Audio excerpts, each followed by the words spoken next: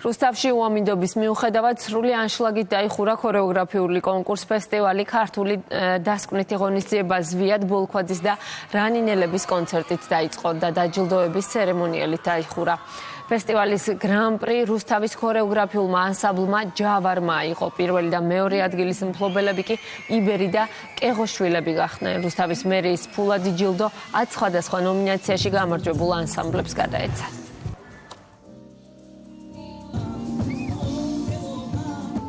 რუსთავის ფესტივალი ქართული ყოველ წელს გაზაფხულზე უმასპინძლებს ხოლმე ქართულ დღეებს, სადაც ქორეოგრაფიული ანსამბლები იღებენ მონაწილეობას. 60,000-მდე მაყურებელი ყავდა, 3,000 მონაწილე და დარწმუნებული ვარ, რომ ის გამარჯვება, რომელიც წელს ქორეოგრაფიულმა ანსამბლებმა მოიპოვეს, იქნება мотиваცია იმისთვის, რომ მომავალ წელს კიდევ უფრო აქტიურად მიიღონ მონაწილეობა. 10-ვე ნომინაციაში გამარჯვებულს ულოცავამ არაჩვეულებრივი შედეგის დადებას, აი ამ ფესტივალში მონაწილე თითოეული ადამიანიც არის გამარჯვებული.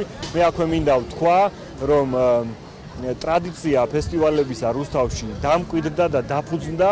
ამას გვაჩვენებს და ამის მაჩვენებელი არის ის შედეგები, რაც აი 2025 წელს ამ ფესტივალის განმავლობაში ჩვენ ნახეთ რუსთავში. ეს არის დაახლოებით 60,000-მდე ვიზიტორი და გულშემატკივარი.